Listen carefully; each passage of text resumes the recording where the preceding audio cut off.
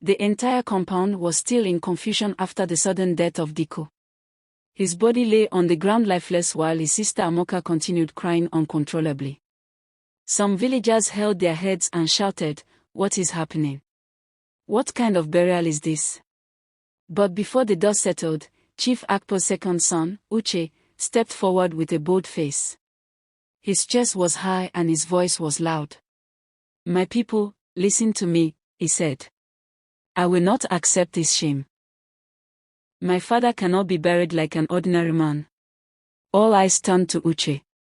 His brothers looked at him with fear, while his mother, Madam Adis, screamed in a trembling voice, "Uche, stop it. Please, don't try it. I have lost one son already, do you want me to lose another?" But Uche ignored her tears. He raised his hand and shouted, "Father was a billionaire. Everybody respected him. He was the pride of this community.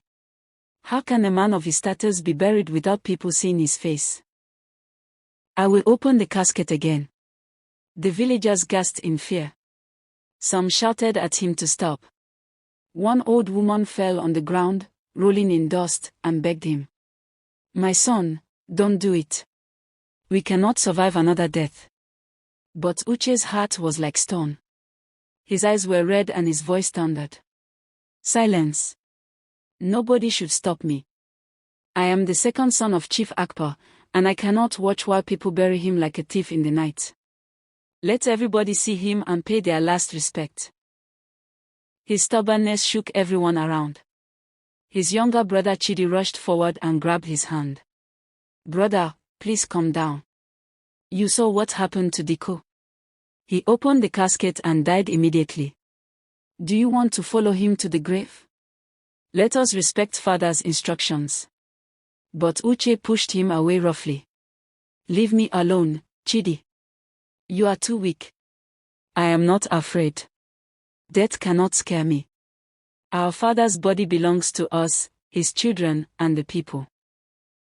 This casket must be opened today whether you like it or not."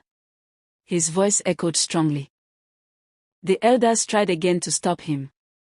Ichi Madu, the oldest elder in the compound, raised his staff and shouted, "Uche, don't dare it.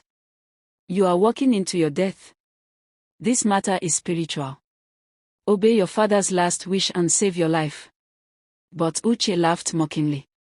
"Ichi, your words don't shake me. You are only afraid because you are an old man waiting for your own grave. I am young and strong. I don't believe in all these superstitions. Today, the people will see Chief Akpa's face." Without wasting time, Uche walked boldly to the casket. His steps were heavy, and the crowd held their breath. "Uche! Uche!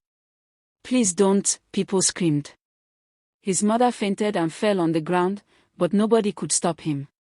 He reached the casket, placed both hands on it, and shouted, "My father deserves honor. I will show him to the world." With one strong pull, he forced the casket open. A strange silence filled the entire compound. The wind grew cold, and the sky darkened slightly as people trembled in fear. Uche looked inside the casket, and instantly his eyes bulged out. His mouth opened wide in shock. He staggered back, clutching his chest. "Jesus! Jesus!" he screamed. Then, just like his brother Diku, his body shook violently before collapsing on the ground. He gasped once and then became lifeless. "He is dead," someone shouted. The casket, without anyone touching it, slowly closed back on its own with a loud, terrifying sound. The crowd scattered in different directions, screaming and running for their lives. Panic filled the whole compound. Some people jumped the fence and ran into the bush. Others grabbed their children and fled through the gates.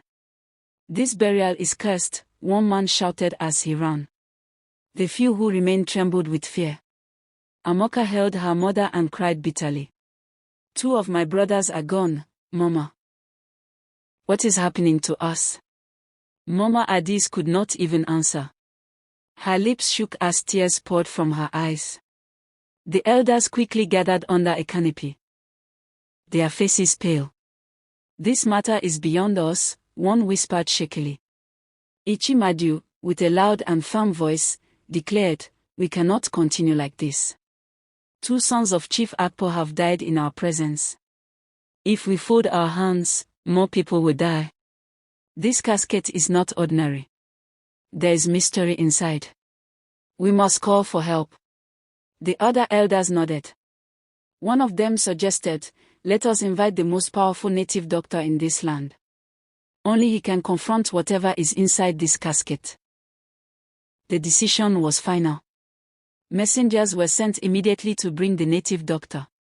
As the news spread, the remaining villagers whispered among themselves. Fear and tension ruled the air.